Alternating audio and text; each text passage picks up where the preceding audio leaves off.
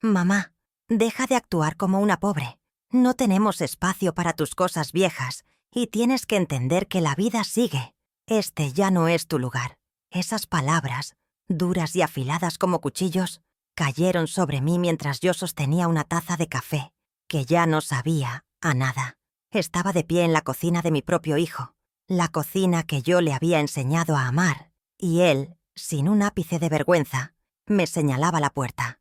Mi corazón no se rompió, se hizo pedazos diminutos y silenciosos, cada fragmento cayendo sin hacer ruido. No lloré, no respondí, solo sentí un frío profundo que me recorrió el alma, el tipo de frío que solo la traición de la sangre puede causar. La voz de mi nuera, Patricia, un eco venenoso en el fondo, asintiendo a cada una de sus palabras, selló mi destino. Fue un veredicto sin juicio, una expulsión silenciosa y despiadada. Y yo, que siempre había sido el pilar de mi familia, me convertí en un estorbo, una cosa vieja que necesitaba ser tirada. Aquella mañana de sábado, la luz que entraba por la ventana no era dorada, sino de un gris opaco, reflejando el color de mi alma. Había estado preparando el desayuno, como lo hacía cada fin de semana, con la esperanza de que la rutina familiar me trajera un poco de la calidez que había perdido con la partida de mi esposo, Miguel. Pero en lugar de la calidez, me llegó esta humillación, esta bofetada moral que me hizo encogerme. Mis manos, que habían amasado pan y curado heridas, de repente parecían vacías, inútiles.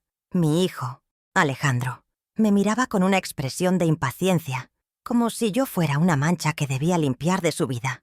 Mi nuera, Patricia, ya había empezado a mover mis cajas con mis pertenencias, las que tanto me importaban, mientras murmuraba sobre la falta de espacio en su hogar. Todo se sentía como una puesta en escena cuidadosamente preparada para mi demolición.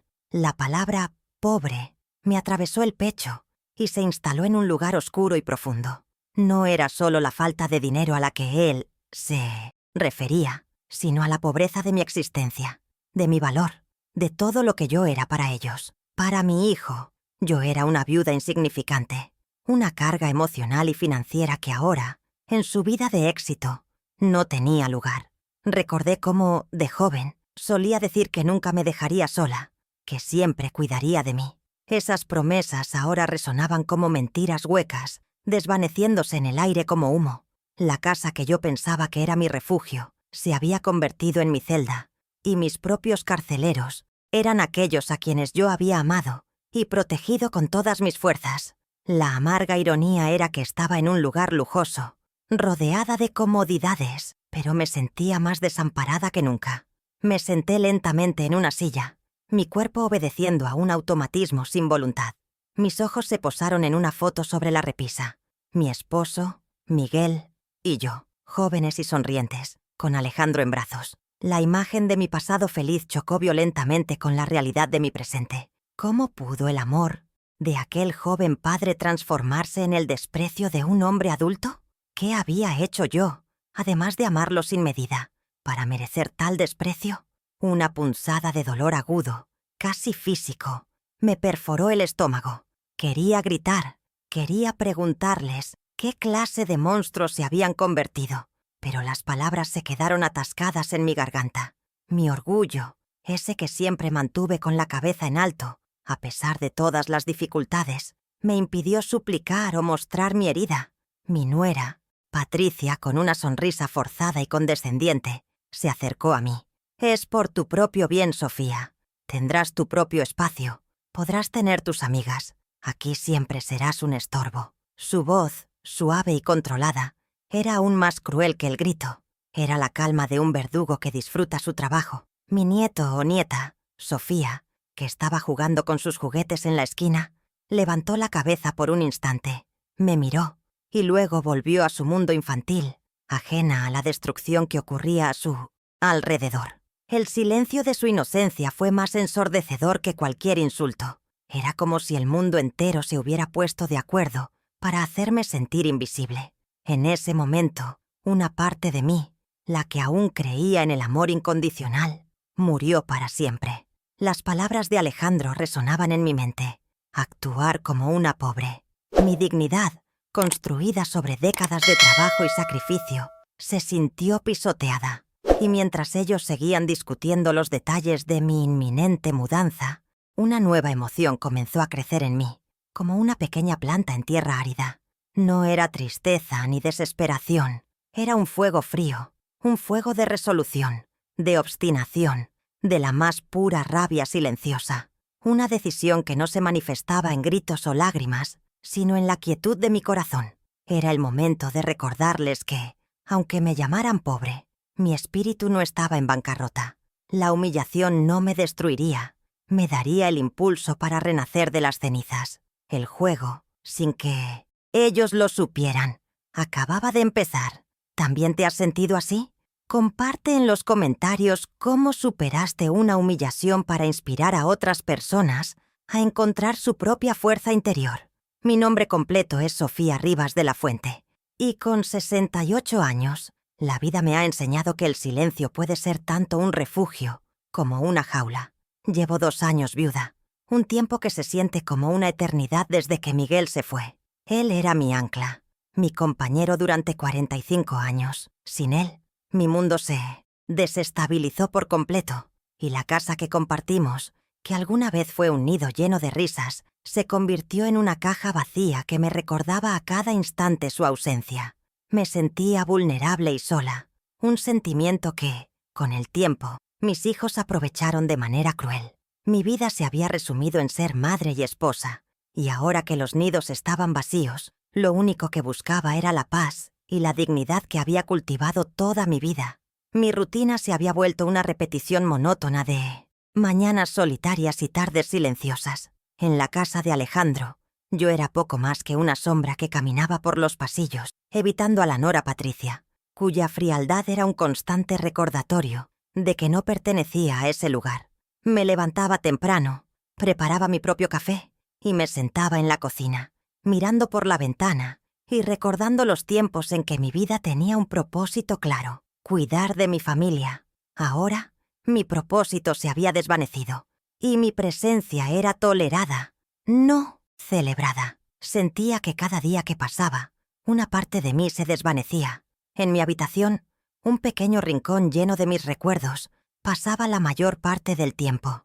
Ahí guardaba las fotos de Miguel, sus libros de pesca y una vieja máquina de coser que había sido mi compañera por décadas. Era mi santuario, mi único espacio donde no me sentía juzgada.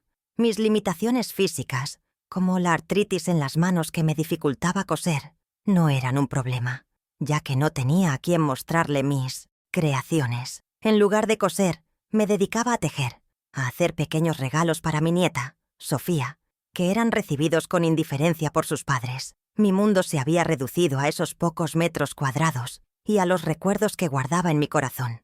La casa de mi hijo era un lugar lleno de lujos y comodidades, pero carecía de alma. A diferencia de mi hogar, donde cada objeto tenía una historia, aquí todo era impecable y sin vida. Los jarrones eran de diseño, los muebles minimalistas, pero no había rastro de calidez o amor. Era una casa de revista, pero no un hogar. Mi presencia en ese lugar, con mis cosas viejas y mis recuerdos, era una disonancia que Patricia no podía soportar. Ella, una mujer de negocios exitosa, me veía como un anacronismo, una mujer que pertenecía a un pasado que ella quería borrar. Mi relación con los vecinos era casi inexistente.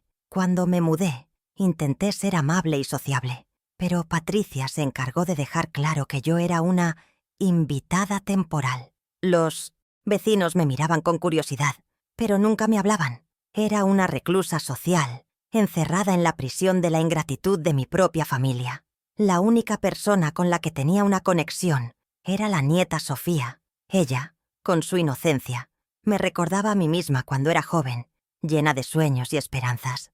Pero incluso con ella, mi tiempo era limitado. En el rincón de mi habitación, mirando por la ventana, recordaba las mañanas que pasaba con Miguel. Él salía a trabajar y yo me quedaba en casa, cuidando a los niños, cosiendo para completar el presupuesto. Éramos un equipo, un par de soñadores que construyeron su vida con amor y sacrificio. Su recuerdo era el único que me mantenía cuerda en esa casa llena de extraños. A veces sentía su presencia a mi lado, un susurro suave que me decía que todo estaría bien. Era una fantasía, lo sé, pero era mi única fuente de consuelo. Había días en que me sentaba a la mesa del comedor, rodeada del lujo silencioso, y sentía un vacío inmenso. El silencio de la casa era ensordecedor. Me recordaba a los años que pasé criando a Alejandro, las horas que pasaba en la cocina, esperando que volviera del colegio, las noches que pasaba en vela, esperando que llegara a casa de sus fiestas. Ese silencio era el eco de los años que dediqué a mi hijo, un eco que ahora resonaba con la ingratitud de su corazón. Cada plato que lavaba, cada prenda que doblaba, me recordaba a los años que pasé sirviendo a mi familia y la indiferencia con la que ahora era tratada. Pero había algo que me hacía seguir adelante, mi dignidad. A pesar de la humillación que sufrí, yo me negaba a ser una víctima. Yo era una mujer fuerte, una mujer que había superado la pobreza y la adversidad y que no se dejaría vencer por la mezquindad de su propio hijo. Mi corazón, aunque herido, seguía latiendo con un fuego lento, pero constante. Era un fuego de orgullo, de la certeza de que yo valía más que sus palabras vacías. La única persona con la que podía hablar era una amiga de mi infancia, que me llamaba de vez en cuando. Ella me escuchaba pacientemente, me consolaba, me daba consejos, pero incluso ella no podía entender la profundidad de mi dolor. ¿Cómo podría alguien entender la traición de la propia sangre? Era un dolor único, un dolor que te quita la respiración y te hace sentir invisible. Mis amigos de la iglesia y del barrio se habían alejado lentamente al ver que Patricia no era receptiva a mis visitas. Estaba en una isla, sola, en medio de un océano de indiferencia. Mi vida, tal como la conocía, había terminado, pero lo que ellos no sabían es que mi historia aún no había terminado. Mientras ellos creían que yo era una mujer vieja y rota, yo estaba en un proceso de reinvención silenciosa.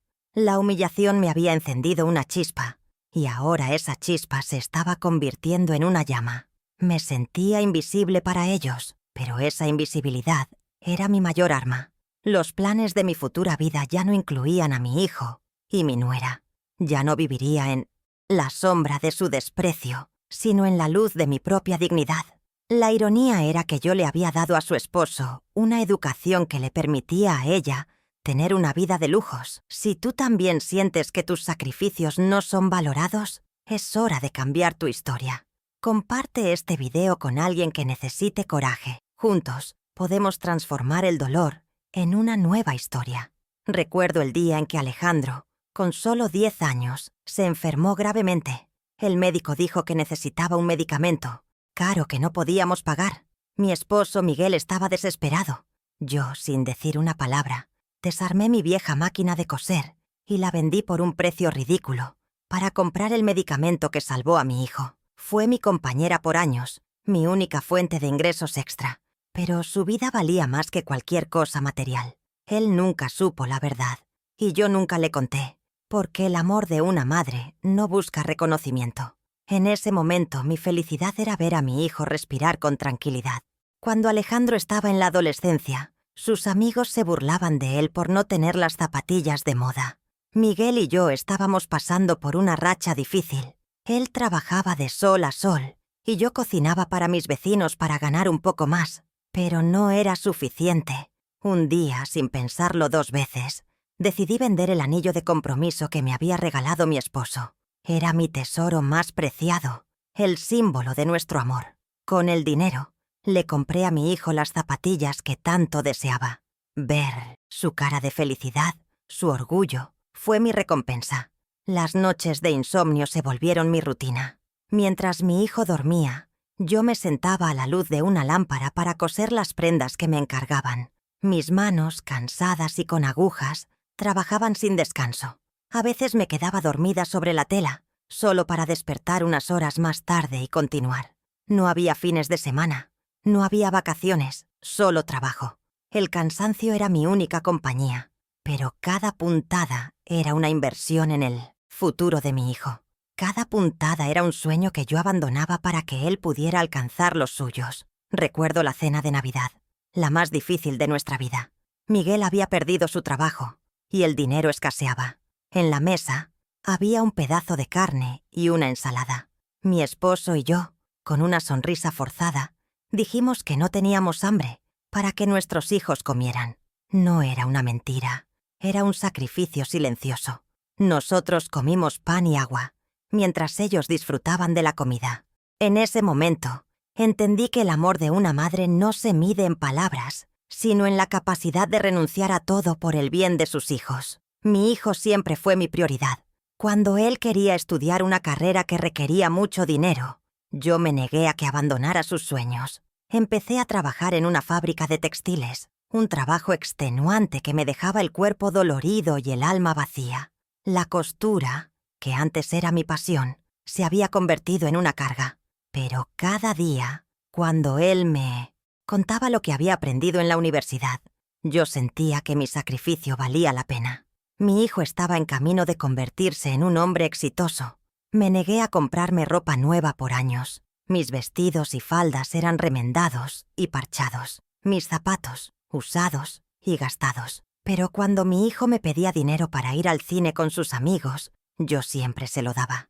Era mi manera de mostrarle que su felicidad era más importante que mi comodidad.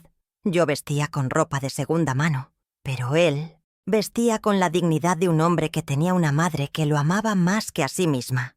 Un día mi esposo, Miguel, me dijo: «Sofía, deja de sacrificarte tanto por él. Él no se da cuenta de lo que estás haciendo». Yo le respondí que no lo hacía para que se diera cuenta. Lo hacía porque era mi deber como madre. Pero en el fondo, una pequeña parte de mí esperaba que él algún día me abrazara y me dijera: «Gracias, mamá. Gracias por todo». Esas palabras nunca llegaron. Mi esposo fue el único que vio mi esfuerzo, mi dedicación. Él fue el único que me entendió y me valoró. El día que Alejandro se graduó, yo estaba en la primera fila, con un vestido viejo y gastado, pero con el corazón lleno de orgullo. Mi hijo era el mejor de su clase, y yo sabía que mi sacrificio había valido la pena. Él, en su discurso de graduación, agradeció a sus profesores, a sus amigos, pero no me mencionó. Mi corazón se encogió un poco, pero mi orgullo de madre era más grande que cualquier dolor. Él era mi obra, maestra, mi creación, y eso era suficiente para mí. Cuando Alejandro se casó con Patricia, yo me sentí feliz por él. Ella era una mujer de negocios, elegante y ambiciosa. Yo la acogí en mi familia con los brazos abiertos. Le enseñé mis recetas, le conté las historias de mi hijo. Ella, sin embargo, nunca se abrió a mí. Me veía con desprecio, como una mujer de un mundo que no le pertenecía. La ironía era que yo le había dado a su esposo una educación que la permitía a ella tener una vida de lujos. Mi esposo y yo pasamos nuestra vida construyendo nuestro hogar, ladrillo a ladrillo, sueño a sueño. Pero con la partida de Miguel, mi mundo se desmoronó. La casa, que antes era nuestro refugio, se convirtió en una carga para mí. Alejandro y Patricia me convencieron de que me mudara con ellos, que era lo mejor para mí. Yo, ingenua, creí en su amor y en sus promesas. Pero en lugar de ser una invitada, me convertí en una carga. El día que me mudé, Patricia se quejó de mis muebles viejos, de mis libros, de mis fotos. «Esto no combina con la decoración», dijo. Mi corazón se encogió.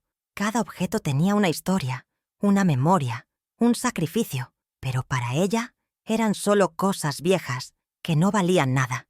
Me obligó a deshacerme de la mayoría de mis pertenencias, y yo, en mi debilidad, me negué. Pero con la humillación, mi fuerza interior se renovó. Me quedé con solo una caja de recuerdos: las fotos de Miguel, los dibujos de mi nieta, una carta de mi esposo y una vieja máquina de coser que él me había regalado años después de haber vendido la original. Cada objeto era un tesoro, un recordatorio de la vida que había vivido, de los sacrificios que había hecho y del amor que había dado. Ahora, en el silencio de mi habitación, rodeada de las paredes de su casa, entendí que mi vida no era la de una mujer pobre, sino la de una mujer que había amado más de lo que jamás sería amada. La indiferencia de Alejandro comenzó con pequeños gestos. Al principio, era solo que se olvidaba de llamarme o que no me respondía a los mensajes. Yo, ingenua, Pensaba que estaba ocupado con su trabajo, pero con el tiempo, esa indiferencia se convirtió en algo más cruel. Un día lo llamé para contarle que había arreglado la vieja foto de su padre. Él, con un tono de voz frío, me respondió: «Mamá, tengo cosas más importantes de qué preocuparme. Deja de vivir en el pasado». Colgó el teléfono sin siquiera despedirse. Esa frase me dolió más que cualquier grito, porque me hizo sentir que mi vida, mis recuerdos y mi amor por su padre no valían nada para él. Mi existencia se convirtió en una molestia. Luego vino el desprecio de mi nuera, Patricia. Ella, con su sonrisa condescendiente, me trataba como a una empleada de la casa. Me pedía que le planchara su ropa, que le cocinara sus platos favoritos, que cuidara a la nieta Sofía. Yo, con mi corazón de abuela, hacía todo sin quejarme, con la esperanza de que algún día ella me viera como una madre. Pero en lugar de gratitud, recibía desprecio. Un día, mientras yo cocinaba, ella me dijo: «Sofía, deja de hacer tus recetas viejas. A Alejandro no le gusta la comida que hacías. Le da vergüenza decirte. Le gusta la comida de verdad». En ese momento, entendí que no solo despreciaba mi pasado, sino también mi presente. Mis manos, que habían alimentado a mi hijo por años, de repente se sentían inútiles. Las reuniones familiares eran mi mayor tortura. Siempre me sentaba en una esquina, escuchando las conversaciones de los demás, pero sin participar. Mi hijo me ignoraba, mi nuera me evitaba, y mi nieta Sofía, influenciada por sus padres, me miraba como a una extraña. En la mesa me servían el último plato, y siempre me tocaba la porción más pequeña. Una vez Patricia, con una sonrisa malvada, dijo a sus invitados: «Sofía es nuestra invitada, solo que es un poco tímida, ya que no está acostumbrada a la alta sociedad». Las risas que siguieron a sus palabras me hicieron sentir como una muñeca, un objeto de burla. Mi dignidad, que siempre había sido mi mayor tesoro, se sentía pisoteada en ese momento. El dolor se intensificaba con cada gesto de desprecio. Una vez, le regalé a mi nieta Sofía un suéter que yo había tejido con mis propias manos. Era un suéter hecho con amor, con hilos de colores que yo había comprado con mis ahorros. Cuando se lo di, Patricia, con una sonrisa forzada, lo tomó y lo guardó en un cajón, diciendo que era demasiado viejo y feo para usarlo. En ese momento, sentí que mi amor no era suficiente, que mis sacrificios no valían la pena, y que mi presencia en sus vidas era una carga que ellos querían deshacerse. En las redes sociales, yo veía las fotos de mi hijo y mi nuera en sus viajes, en sus cenas elegantes, en sus fiestas con amigos. Nunca me invitaban. Yo era la abuela invisible, la que no tenía lugar en su vida social. Un día le pregunté a mi nieta Sofía por qué no me habían invitado a una fiesta de cumpleaños. Ella, con su voz inocente, me dijo: «Mi mamá dijo que no. Eras lo suficientemente importante». Esa frase, dicha por mi propia nieta, me rompió el corazón. Entendí que el veneno de la indiferencia y el desprecio de mis hijos se había esparcido a la siguiente generación, una herencia de dolor que yo no quería que existiera. Alejandro, por su parte, se negaba a hablar conmigo a solas. Siempre había alguien a su lado, ya sea Patricia o un amigo. La comunicación, que antes era fluida y llena de amor, se había convertido en un monólogo de mi parte. Losa. Escribía mensajes de texto, le llamaba, pero mis intentos eran en vano. Él siempre estaba ocupado, siempre tenía una excusa. El silencio de su teléfono era un eco de la indiferencia de su corazón. El día de mi cumpleaños, esperaba una llamada, un mensaje, una pequeña muestra de amor, pero el teléfono no sonó. Pasé el día sola en mi habitación, mirando por la ventana, con el corazón roto. Cuando Alejandro llegó a casa, lo miré a los ojos, con la esperanza de que me diera un abrazo. Él, sin decir una palabra, fue a su habitación y cerró la puerta. Patricia, con su sonrisa de serpiente, me dijo: «Sofía, no te lo tomes personal. Él está muy ocupado, con su trabajo, con la vida. La vida es así». En ese momento sentí que mi existencia era una broma de mal gusto, una broma que solo yo entendía. El dolor se manifestaba en mi cuerpo, mi espalda dolía, mis manos temblaban, mi corazón latía con una arritmia que me asustaba, pero no podía ir al médico, porque no tenía dinero, y no podía pedirle a Mi hijo, porque él me decía que yo no tenía nada. El dolor físico era un reflejo del dolor emocional que yo sentía. Una vez, intenté hablar con Alejandro. Intenté abrir mi corazón. Le conté cómo me sentía, cómo me dolía su indiferencia.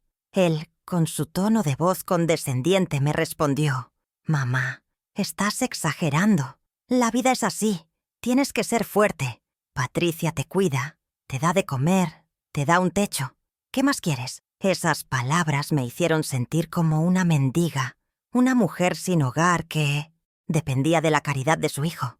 Me hizo sentir que mi amor, mi sacrificio, no valían nada.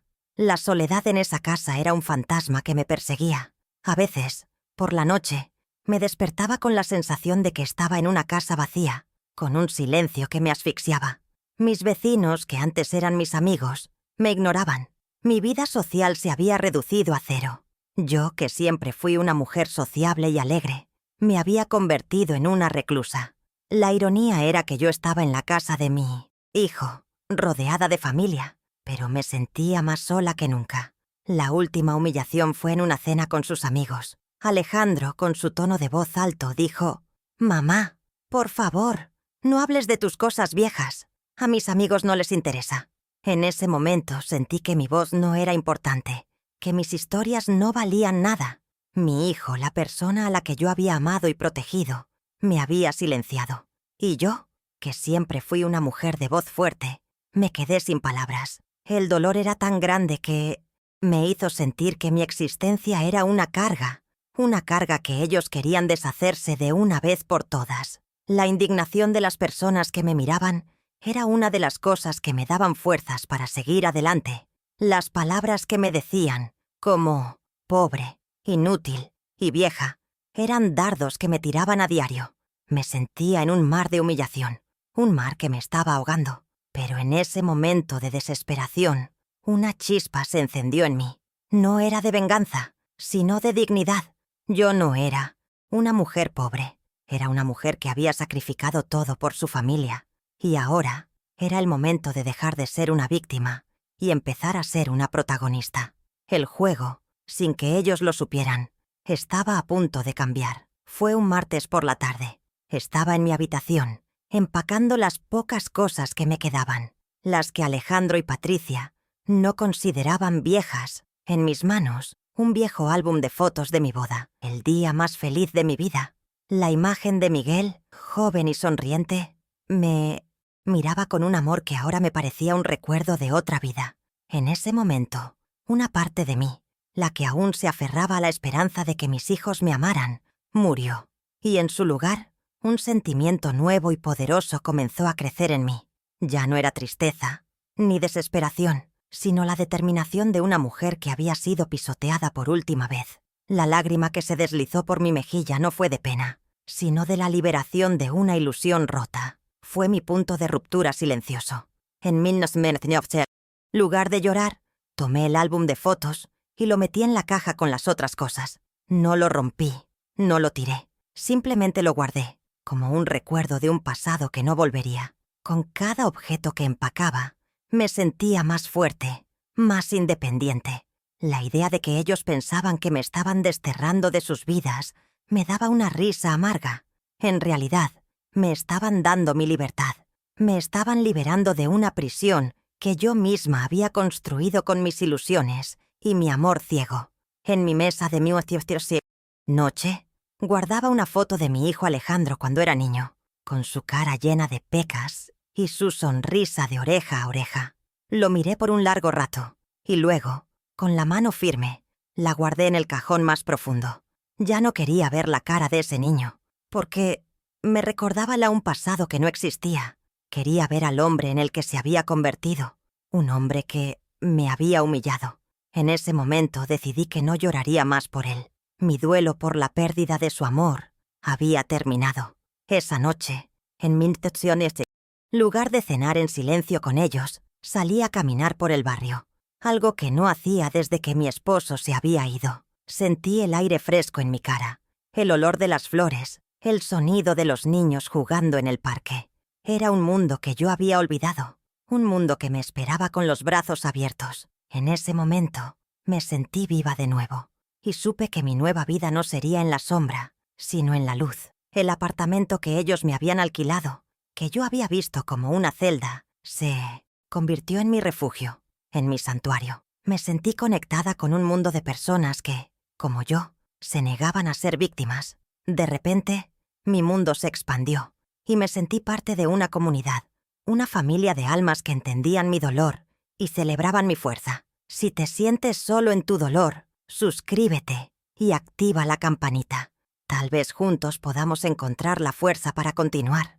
El primer paso de mi nueva vida fue el más difícil. Tenía que dejar de lado mi pasado, mis sueños rotos, mis ilusiones. La carta que Miguel me había dejado, con sus palabras de amor y aliento, me dio la fuerza para seguir adelante. Sofía, no te rindas. Tienes un corazón fuerte, un alma de guerrera. No dejes que nadie te robe tu luz. Esas palabras resonaron en mi mente. Me dieron el valor para empezar de nuevo. La soledad que antes me abrumaba se convirtió en mi aliada. La usé para pensar, para planear, para soñar. Al día siguiente, tomé una decisión que me hizo sentir más fuerte que nunca. Me vestí con una ropa que no usaba desde hacía años. Me puse un poco de maquillaje y me miré en el espejo. Vi a una mujer que no conocía, una mujer que había sido humillada, pero que no se había rendido. Vi a una mujer con la chispa de la vida en sus ojos, una mujer que estaba lista para luchar por su dignidad. Con una sonrisa me dije a mí misma, Sofía, la vida no ha terminado, apenas ha comenzado. Empecé a hacer pequeñas cosas que me daban felicidad. Hice un pastel que no hacía desde que Miguel se había ido. Me senté en el parque a ver a los niños jugar. Me suscribí a un canal de YouTube con historias de personas que se reinventaron después de los 60.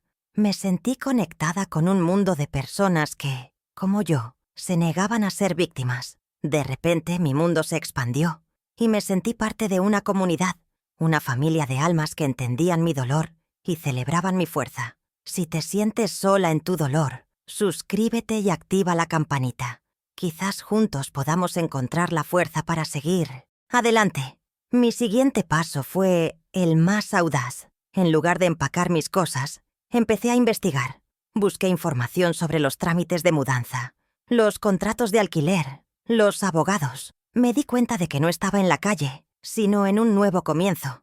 El apartamento que Alejandro me había alquilado no era una prisión, sino mi trampolín para la libertad. Mientras ellos pensaban que yo estaba rota, yo estaba reconstruyéndome en silencio. La humillación se había convertido en mi motivación. Mi nueva rutina era secreta y llena de propósito. Iba a la biblioteca, leía libros de autoayuda, investigaba sobre mis derechos como viuda.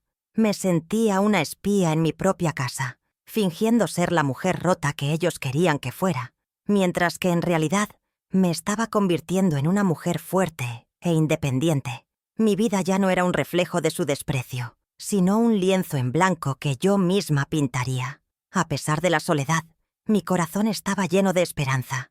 La soledad, que antes era una carga, se había convertido en un regalo. Me daba el tiempo y el espacio para reflexionar, para sanar, para crecer. En el silencio de mi habitación, me di cuenta de que la felicidad no se encuentra en los demás, sino en uno mismo. Y por primera vez en años, me sentí feliz. El último paso de mi cambio fue el más simbólico. Tomé el collar de perlas que Alejandro me había regalado, el que yo usaba en las ocasiones especiales, y lo guardé en una caja. Ya no lo necesitaba, porque mi valor no se medía en joyas, sino en mi dignidad. El collar, que antes era un símbolo de su amor, se había convertido en un recordatorio de su traición. Lo guardé para siempre, como un recuerdo de un pasado que no volvería.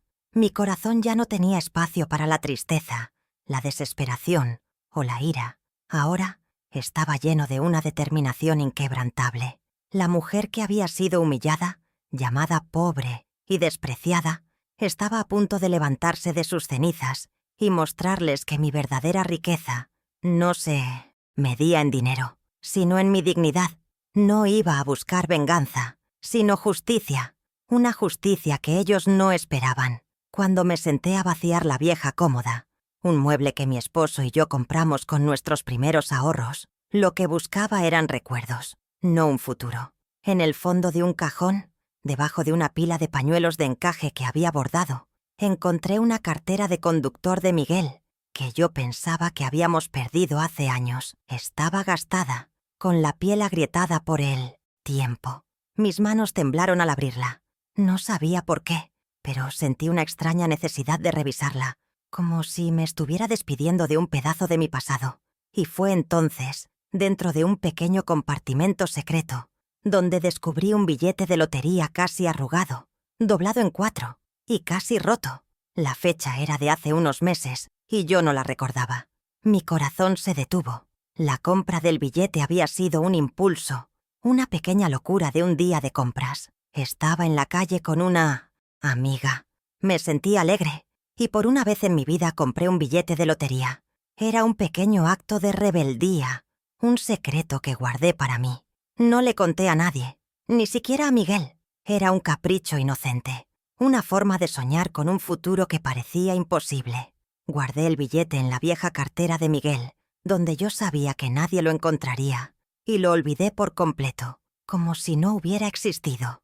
Con las manos temblando, me acerqué a la computadora de Alejandro para buscar los números ganadores. Con cada número que marcaba, sentía que mi corazón latía con más fuerza. Mis manos, que antes temblaban por el dolor, ahora temblaban por la esperanza. Cuando vi los números, sentí que el mundo se detenía. El billete, casi rasgado, había sido premiado. Y no era un premio pequeño, era el premio gordo. 7.2 millones. Mi cuerpo entero se llenó de una electricidad que nunca había sentido. Era un poder oculto, una fuerza que el destino me había dado y que nadie, ni siquiera mi hijo, sabía que yo tenía. Miré el billete en mis manos, una simple hoja de papel que había cambiado mi vida. Las palabras de Alejandro resonaron en mi mente. Mamá, deja de actuar como una pobre. Mi corazón se llenó de una mezcla de emociones, alegría, sorpresa y una ira fría y silenciosa. La ironía era tan grande que casi me hace reír. Mientras ellos me llamaban pobre, yo era una mujer millonaria, una mujer con un futuro brillante que ellos no esperaban. En ese momento, la tristeza y el dolor desaparecieron por completo. En su lugar, un sentimiento de empoderamiento, de justicia, se apoderó de mí. Este no era un billete de lotería, era mi billete de la libertad, era mi revancha, mi oportunidad de mostrarles que mi valor no se medía en su opinión. Era mi oportunidad de recuperar mi dignidad, de reconstruir mi vida y de mostrarles que, aunque me hubieran humillado, yo no estaba rota. Recordé una frase de mi esposo, Miguel, que siempre me decía: Sofía, la vida es un juego y a veces la suerte está de tu lado. No te rindas, no dejes de soñar. Esas palabras, que antes me parecían un simple consuelo, ahora se convirtieron en mi guía. La suerte estaba de mi lado, pero yo tenía que ser inteligente. No podía ir a la casa de mi hijo y decirles que había ganado la lotería. Sabía que ellos me manipularían, me robarían mi dinero y me dejarían en la calle de nuevo. Tenía que ser más inteligente que ellos. El secreto del billete de lotería se convirtió en mi arma más poderosa. Era mi escudo contra su avaricia, mi espada contra su desprecio. Yo, que siempre fui una mujer transparente y honesta, me había convertido en una mujer con un secreto. Y ese secreto, ese pequeño pedazo de papel arrugado, era la clave para mi nueva vida. Con una sonrisa amarga me di cuenta de que mi vida había cambiado para siempre. Ya no era la mujer pobre que ellos creían que yo era. Era una mujer rica, una mujer poderosa, una mujer que tenía el control de su propia vida. Y lo mejor de todo, ellos no lo sabían. El billete de lotería, ese pequeño papel, no solo me había dado dinero, me había dado la oportunidad de reconstruir mi vida. Me dio la oportunidad de comprar la casa de los sueños de mi esposo, de viajar, de ayudar a los demás. Pero lo más importante, me había dado la oportunidad de ser libre. La libertad, que yo pensaba que había perdido para siempre, estaba de regreso. Mi plan se formó en mi mente, silencioso y seguro. No iba a buscar venganza, sino justicia. No iba a gritar, sino a actuar con inteligencia. Iba a usar el dinero para recuperar mi dignidad, para construir una nueva vida. y para mostrarles a mis hijos que el amor no se compra y que la ingratitud tiene un precio muy alto. El juego, sin que ellos lo supieran, acababa de cambiar de protagonista. Con la mano firme tomé el billete de lotería ganador y lo guardé en mi bolso, un bolso viejo que había cosido yo misma hace décadas. El billete, que parecía un simple papel, se había convertido en mi pasaporte a la libertad.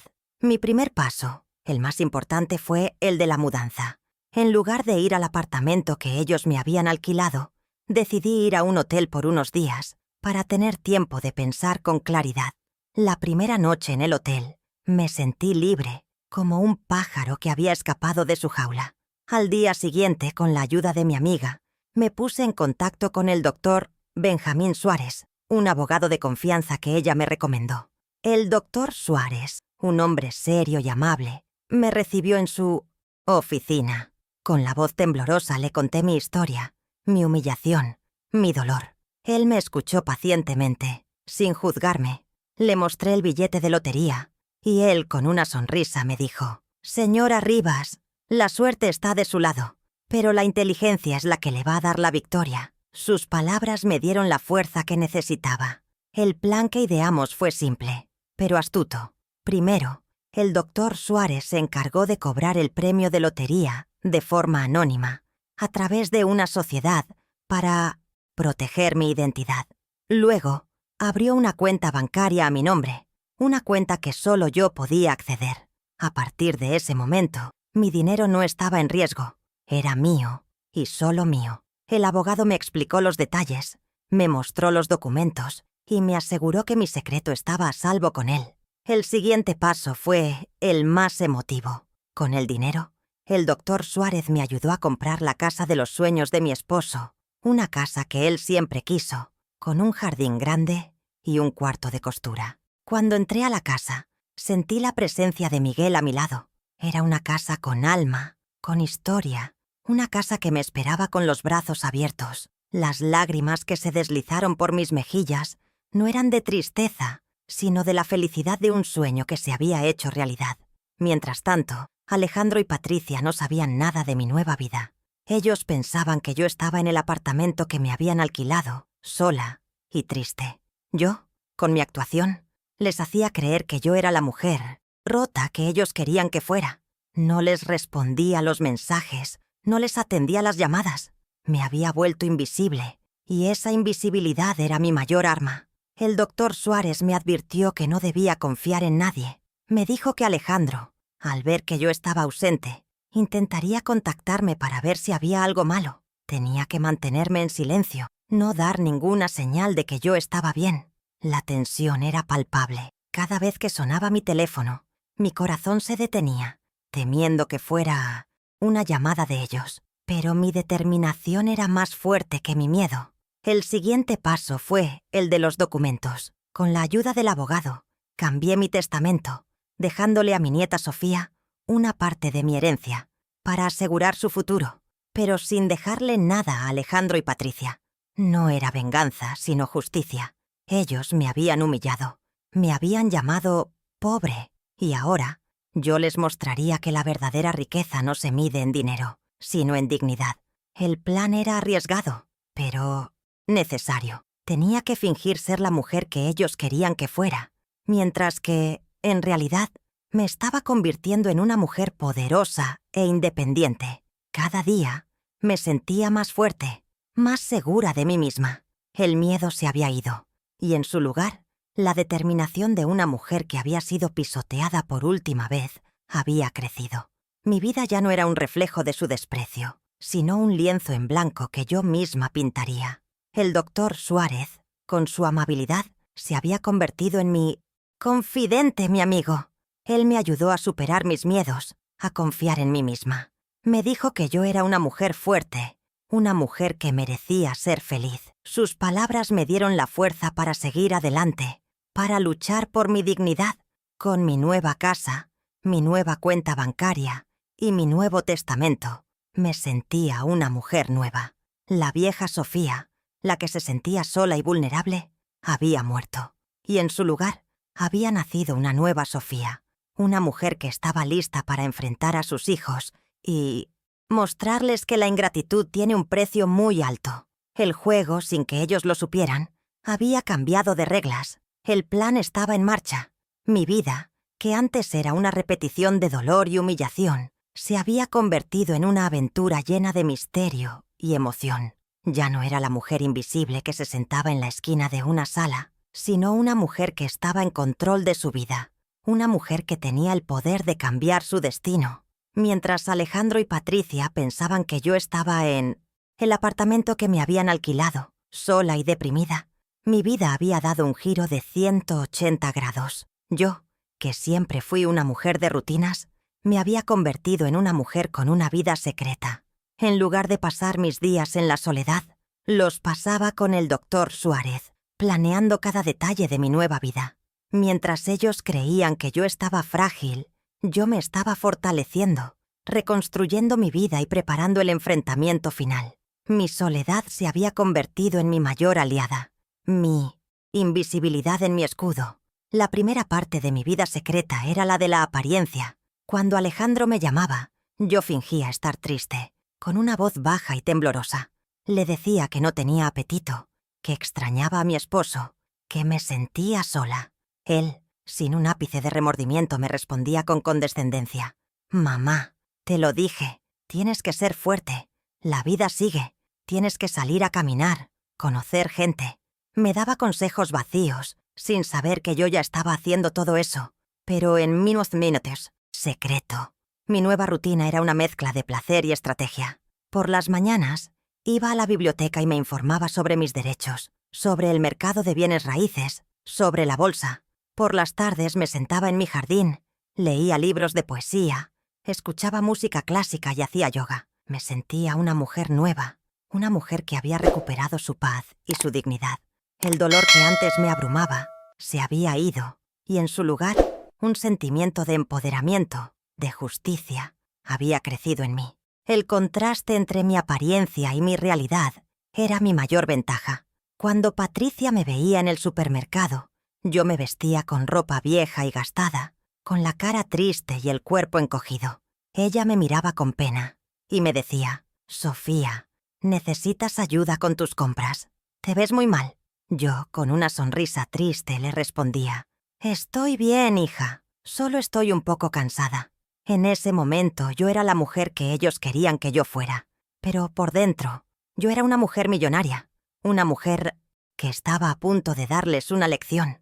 Mi casa era mi santuario. Había comprado muebles nuevos, cuadros, plantas, había creado un ambiente de paz y tranquilidad, pero lo más importante, había creado un cuarto de costura, el sueño de mi esposo, con una máquina de coser nueva y telas de colores. Me sentaba en mi cuarto y cosía, pero no para vender, sino para crear. Mis manos, que antes temblaban por la tristeza, ahora temblaban por la emoción. La tensión de mi vida doble era constante. Cada vez que salía de mi casa, tenía que tener cuidado de no encontrarme con alguien de mi pasado. Tenía que evitar los lugares que frecuentaban, los restaurantes, los parques. Era como una espía en mi propia ciudad, una mujer que vivía en las sombras, pero que estaba a punto de salir a la luz. El doctor Suárez, mi confidente y amigo, era la única persona que conocía mi secreto. Él me ayudaba a mantener mi fachada, a evitar los errores. Me decía que tenía que ser fuerte, que el enfrentamiento final se acercaba y que yo tenía que estar lista. Sus palabras me daban la fuerza que necesitaba para seguir adelante. Mientras Alejandro y Patricia pensaban que yo estaba en el apartamento que me habían alquilado, sola y deprimida, mi vida había dado un giro de 180 grados. Yo, que siempre fui una mujer de rutinas, me había convertido en una mujer con una vida secreta. En lugar de pasar mis días en la soledad, los pasaba con el doctor Suárez, planeando cada detalle de mi nueva vida. Mientras ellos creían que yo estaba frágil, yo me estaba fortaleciendo, reconstruyendo mi vida y preparando el enfrentamiento final. Mi soledad se había convertido en mi mayor aliada, mi invisibilidad en mi escudo. La primera parte de mi vida secreta era la de la apariencia. Cuando Alejandro me llamaba, yo fingía estar triste, con una voz baja y temblorosa. Le decía que no tenía apetito, que extrañaba a mi esposo, que me sentía sola. Él, sin un ápice de remordimiento, me respondía con condescendencia. «Mamá, te lo...» dije. «Tienes que ser fuerte. La vida sigue. Tienes que salir a caminar, conocer gente». Me daba consejos vacíos, sin saber que yo ya estaba haciendo todo eso, pero en secreto. Mi nueva rutina era una mezcla de placer y estrategia. Por las mañanas, iba a la biblioteca y me informaba sobre mis derechos, sobre el mercado de bienes raíces, sobre la bolsa. Por las tardes, me sentaba en mi jardín, leía libros de poesía, escuchaba música clásica y hacía yoga. Me sentía una mujer nueva, una mujer que había recuperado su paz y su dignidad. El dolor que antes me abrumaba se había ido, y en su lugar, un sentimiento de empoderamiento, de justicia, había crecido en mí. El contraste entre mi apariencia y mi realidad era mi mayor ventaja. Cuando Patricia me veía en el supermercado, yo me vestía con ropa vieja y gastada, con la cara triste y el cuerpo encogido. Ella me miraba con pena y me decía: «Sofía, ¿necesitas ayuda con tus compras? Te ves muy mal». Yo, con una sonrisa triste, le respondía: «Estoy bien, hija, solo estoy un poco cansada». En ese momento yo era la mujer que ellos querían que yo fuera, pero por dentro yo era una mujer millonaria, una mujer que estaba a punto de darles una lección. El momento del enfrentamiento llegó de la manera más inesperada. Alejandro, preocupado por mi silencio, apareció en el apartamento que me había alquilado. Él pensaba que yo estaba sola, deprimida, y que necesitaba su ayuda. Pero cuando él entró en el apartamento, lo que encontró no fue una mujer rota, sino una mujer fuerte, una mujer que estaba lista para el combate. La expresión de su cara, una mezcla de sorpresa y confusión, fue mi primera victoria. Él esperaba encontrar a una víctima, no a una guerrera. Con una sonrisa tranquila, lo invité a sentarse. Él, con su voz condescendiente, me dijo: «Mamá, me tienes preocupado. Tienes que dejar de ser tan dramática. Te he traído comida. Tienes que comer». Me extendió una bolsa con comida de restaurante, como si yo fuera una indigente. Sus palabras me llenaron de una ira silenciosa. Yo, con la voz firme, le respondí: «Gracias, Alejandro, pero no tengo hambre y no soy una indigente». En ese momento, la dinámica de poder se invirtió. Alejandro, confundido, me preguntó por qué no le había respondido las llamadas. Yo, con la mirada fija en sus ojos, le dije: «No estaba de humor para tus sermones, Alejandro. Necesitaba mi espacio, necesitaba pensar». Él, con una sonrisa forzada, me dijo: «Mamá, Patricia y yo te queremos. No te lo tomes personal. Es solo que la casa no es tan grande y tus cosas viejas no combinaban con la decoración». En ese momento, el dolor de la humillación regresó, pero esta vez con la fuerza de la justicia. Con una sonrisa amarga le dije: «Alejandro, tú me llamaste pobre, me humillaste frente a tu esposa y a mi nieta, y ahora me dices que me quieres». Él, con una expresión de desconcierto, me respondió: «Mamá, no lo dije de mala manera, lo dije por tu bien. Tú eres una mujer que no tiene nada, y nosotros te dimos un techo, comida, un lugar para vivir. Tienes que ser agradecida». Esas palabras me hicieron temblar de la ira. Yo, con la voz alta, le dije: «¿Yo no tengo nada, Alejandro? ¿No tengo nada? Y el amor que te di, los sacrificios que hice, las noches que pasé en vela, ¿eso no es nada?». Mis palabras resonaron en la sala. Alejandro, con la voz temblorosa, me respondió: «Mamá, por favor, no hables así. No me humilles frente a mi esposa. ¿Qué dirán los demás?». Yo, con una sonrisa amarga, le dije: «Tú me humillaste, Alejandro, no yo a ti. Y ahora es el momento de que sepas la verdad». Me levanté y le mostré el billete de lotería. Él, con la mirada fija en el billete, no podía creer lo que veía. Su cara se puso pálida. Sus ojos se abrieron de par en par. Con la voz firme le dije: «Alejandro, cuando me llamaste pobre, yo acababa de ganar 7.2 millones. Mientras tú y tu esposa me trataban como a una indigente, yo era una mujer millonaria, una mujer que tenía el poder de cambiar mi destino. Y ahora me dices que me quieres. ¿Qué dirán los demás?». Él, Con la voz ahogada me respondió: «Mamá, por favor, perdóname. No sabía. Podemos compartir el dinero. Podemos ser una familia de nuevo». Sus palabras me dieron asco. Su arrepentimiento no era por mí, sino por el dinero. En ese momento, el doctor Suárez entró en la sala con una sonrisa. Él le extendió a Alejandro un sobre con los documentos legales. Alejandro, con la mirada fija en los documentos, no entendía lo que estaba pasando. El doctor Suárez, con la voz tranquila, le dijo: «Señor Alejandro, su madre ha cambiado su testamento. Usted y su esposa no tienen derecho a nada. La casa, el dinero, todo es de ella». Alejandro, con la cara pálida, se levantó y se fue, sin decir una palabra. Su derrota fue mi victoria. Con la mirada fija en la puerta, recordé las palabras que él me dijo: «Mamá, deja de actuar como una pobre». Ahora, yo le había mostrado que la verdadera pobreza no se mide en dinero, sino en el corazón. Él, con su riqueza material, era un hombre pobre, y yo, con mi dignidad, era la mujer más rica del mundo. La justicia, que yo pensaba que nunca llegaría, había llegado de la manera más inesperada. Mientras él se iba, sentí un vacío en el corazón. No era el vacío de la tristeza, sino el vacío de una vida que se había ido para siempre.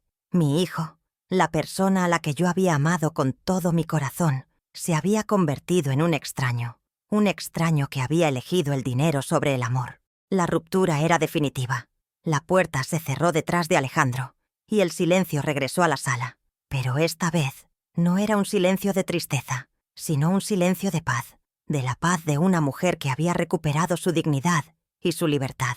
Con una sonrisa me dije a mí misma: «Sofía, la vida no ha terminado, apenas ha comenzado. Si te sientes en un laberinto emocional, recuerda que la salida está en tus manos. La libertad de tu corazón tiene el poder de cambiarlo todo». Si esta historia te ha resonado, dale like, suscríbete y comparte para que más personas encuentren su propia salida. La confrontación final no fue una victoria para mí, sino para mi dignidad. Yo no había ganado. Yo había recuperado lo que me habían robado: mi valor, mi autoestima, mi amor propio. Y eso para mí era más valioso que cualquier cantidad de dinero. La justicia, que yo pensaba que nunca llegaría, había llegado de la manera más inesperada. Con la mirada fija en la ventana, recordé las palabras de mi esposo: «Miguel, Sofía, la vida es un juego, y a veces la suerte está de tu lado. No te rindas, no dejes de soñar». Yo no me había rendido. Había luchado, había sacrificado, había sufrido, pero al final había ganado. Y esa victoria no era por el dinero, sino por el amor que yo me tenía a mí misma. La justicia, que yo pensaba que nunca llegaría, había llegado de la manera más inesperada. Las consecuencias de la confrontación fueron inmediatas y devastadoras.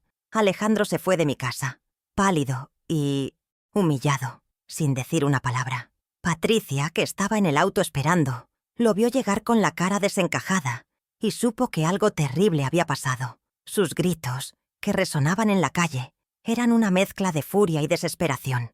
Yo, desde mi ventana, los vi irse y sentí un alivio profundo, como si un peso inmenso se hubiera quitado de mis hombros. La ruptura era total, definitiva, y yo por primera vez en mi vida me sentí libre.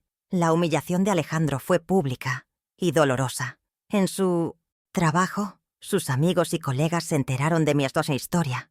Él, que siempre fue un hombre orgulloso y arrogante, tuvo que enfrentar la vergüenza de su propia ingratitud. Su vida social, su reputación, se derrumbaron. Y su esposa, Patricia, que lo había empujado a humillarme, lo abandonó. La casa que ellos me habían robado se convirtió en una prisión de soledad y arrepentimiento. El día después de la confrontación, el doctor Suárez me llamó para darme las buenas noticias. La casa de mis sueños que yo había comprado era legalmente mía. Los documentos, las escrituras, todo estaba en regla. Con la mano temblorosa, tomé la llave de mi nueva casa. Era una llave de oro, un símbolo de mi libertad, de mi dignidad. Cuando entré en la casa, sentí que la vida me estaba dando una segunda oportunidad. Con la ayuda del doctor Suárez, me encargué de los detalles finales. Transferí el dinero a una cuenta bancaria a mi nombre y lo invertí en propiedades y en acciones. Mi dinero, mi tesoro, estaba seguro. Me sentí una mujer de negocios, una mujer que tenía el poder de cambiar mi destino. Mi vida, que antes era una repetición de dolor y humillación, se había convertido en una aventura llena de emoción y de esperanza. La humillación de Alejandro no fue una victoria para mí, sino un recordatorio de que la ingratitud tiene un precio muy alto. El dinero, que él creía que era su derecho, se había ido, y su familia, que él había destruido con su desprecio, se había ido también. Él se había quedado solo, con el fantasma de su propio error. Y yo, que él había llamado pobre, me había convertido en la mujer más rica del mundo. Una mujer que tenía la paz, la dignidad y el amor propio. El clímax de mi historia no fue el dinero, sino la justicia. La justicia de una madre que había sido humillada y que había luchado por su dignidad. La justicia de una mujer que había sido subestimada y que había demostrado que la fuerza no se mide en gritos, sino en el silencio de las acciones. La justicia, que yo pensaba que nunca llegaría, había llegado de la manera más inesperada.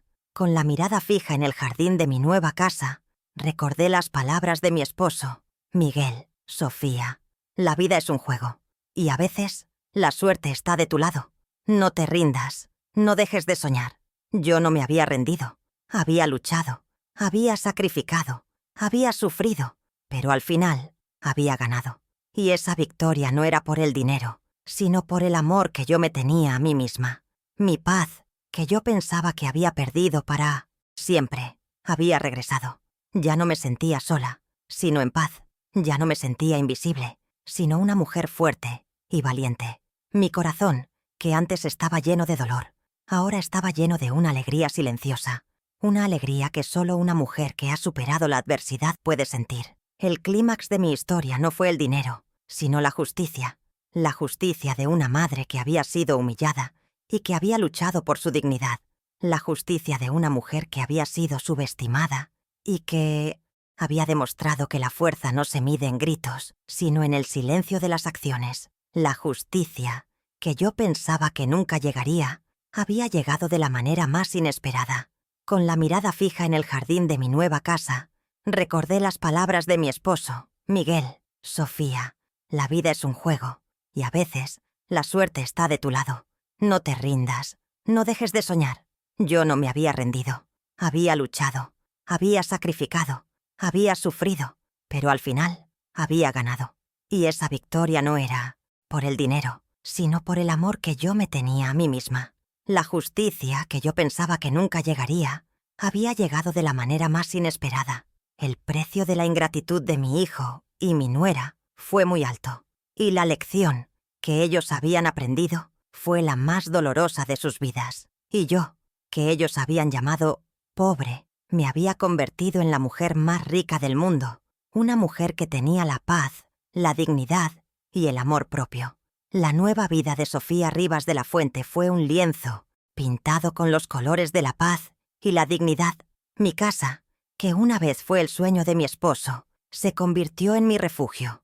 El jardín, que antes estaba vacío, ahora estaba lleno de flores y plantas que yo misma cuidaba. Mis manos, que antes se sentían inútiles, ahora trabajaban con la tierra, creando un paraíso que era solo mío. La soledad que antes me abrumaba se había convertido en mi compañera, una compañera que me daba el tiempo para reflexionar, para sanar, para crecer. En ese jardín, yo me sentía una mujer nueva. En mi nueva vida me dediqué a mis pasiones. Mi cuarto de costura se convirtió en mi santuario, un lugar donde yo creaba vestidos y faldas que vendía en una pequeña tienda de artesanos. Mi arte, que antes era una carga, se había convertido en una fuente de alegría y de independencia. Con cada puntada, sentía que estaba tejiendo mi propia vida, una vida que era solo mía. Y lo mejor de todo, yo no lo hacía por dinero, sino por la pasión, por la alegría de crear algo con mis propias manos. Mi nueva rutina era una mezcla de placer y de propósito. Por las mañanas, yo hacía yoga en mi jardín, meditando sobre la vida, sobre el amor, sobre el perdón. Por las tardes, me dedicaba a la costura, creando obras de arte que me hacían sentir una mujer plena. Por las noches, Me sentaba en mi sala, leyendo libros, escuchando música clásica y sintiendo una paz que nunca había sentido. Mi vida, que antes era un reflejo de su desprecio, ahora era un reflejo de mi propia fuerza.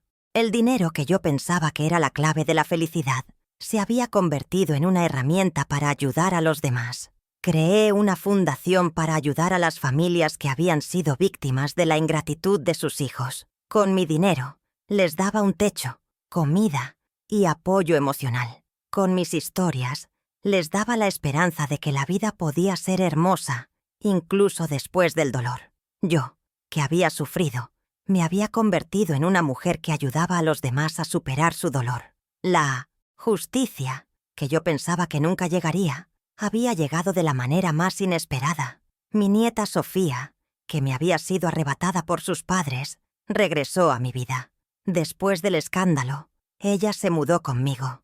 Yo la acogí con los brazos abiertos, con el amor que una abuela siente por su nieta. Ella, que había sido manipulada por sus padres, ahora era libre de ser ella misma. Yo le enseñé a coser, a cocinar, a amar. Ella, que antes era una niña triste, ahora era una niña feliz, una niña que había encontrado un hogar en mi corazón. La paz que yo había encontrado no era el resultado del dinero, sino de la dignidad. El dinero me había dado la libertad, pero mi dignidad me había dado la felicidad. Yo, que había sido llamada pobre, me había convertido en la mujer más rica del mundo, una mujer que tenía el amor de su nieta, la amistad de sus vecinos y la paz de su corazón. El desfecho de mi historia no fue la venganza, sino el perdón. Yo no perdoné a mi hijo y a mi nuera por lo que me hicieron, porque el perdón es un regalo que ellos no merecen. Yo me perdoné a mí misma por haber sido tan ingenua, por haber amado tanto a personas que no me valoraban, y en ese perdón yo encontré la libertad, la paz, la felicidad. Mi nueva vida era un recordatorio de que la felicidad no se encuentra en las cosas materiales, sino en la paz del corazón. El dinero me había dado un techo, comida y seguridad, pero el amor propio, que yo había recuperado, me había dado la felicidad.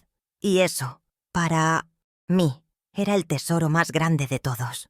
En mis viajes conocí a personas de todo el mundo. Escuché sus historias, sus dolores, sus sueños. Me di cuenta de que mi historia no era única, que el dolor de la ingratitud era universal. Y en ese entendimiento, me sentí conectada con el mundo, con la humanidad.